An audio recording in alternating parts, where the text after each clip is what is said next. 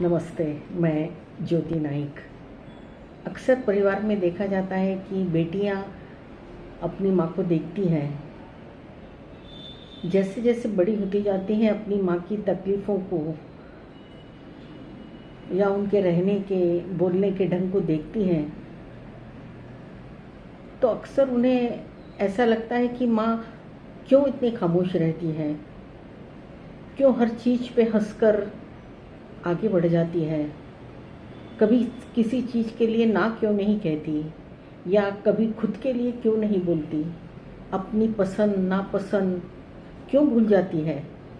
कई छोटे छोटे सवाल होते हैं, वो बढ़ती हुई बेटियों के मन में आते हैं।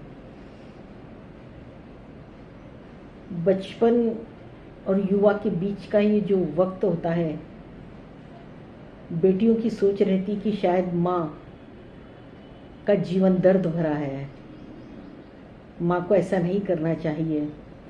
एक अलग धारणा उनकी होती है कि माँ को इस परिवार में सुख नहीं मिलता, या माँ खुद के लिए कुछ कर नहीं पा रही है, क्यों नहीं कर पा रही। सारे सवाल उनके मन में आते हैं, और जब वो खुद माँ बनकर या अपना परिवार शुरू करती हैं, तो उनको इन सारे प्रश्नों के उत्तर अपने आप मिल जाते हैं।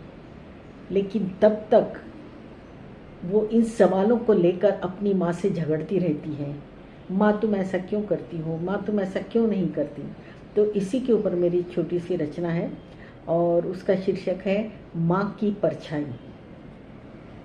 युवा थी, अक्सर माँ से लड़ती रहती थी। युवा थी, अक्सर माँ से लड़ती रहती थी। क्यों खामोश रहती हो, क्यों खुद को भूल रही हो, क्यों हमेशा झुककर आगे बढ़ती हो। लेकिन जब खुद का परिवार शुरू किया, कब आहिस्ता आहिस्ता माँ की परछाई बन गई, मुझे पता ही नहीं पड़ा।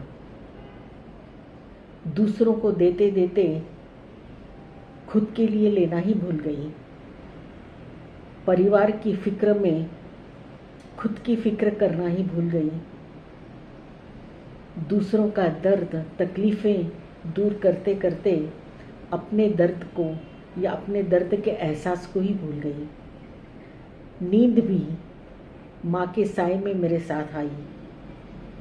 देर से सोना और सुबह जल्दी उठना।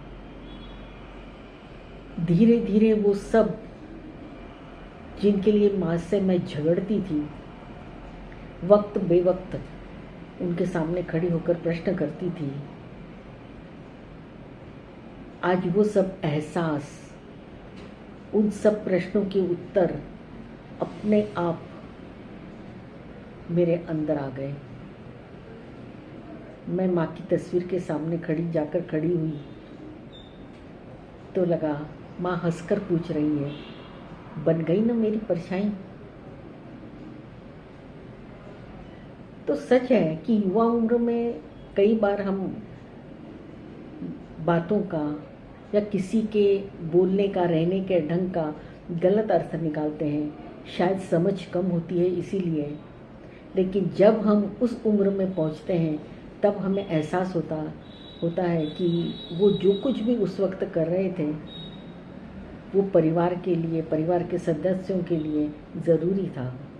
और जब परिवार है तो मैं होकर जिया नहीं जा सकता, परिवार में हम बनकर जिया जाता है। तो आपको ये मेरी रचना पसंद आई तो सब्सक्राइब कीजिएगा, कमेंट्स कीजिएगा, मुझे अच्छा लगेगा। धन्यवाद।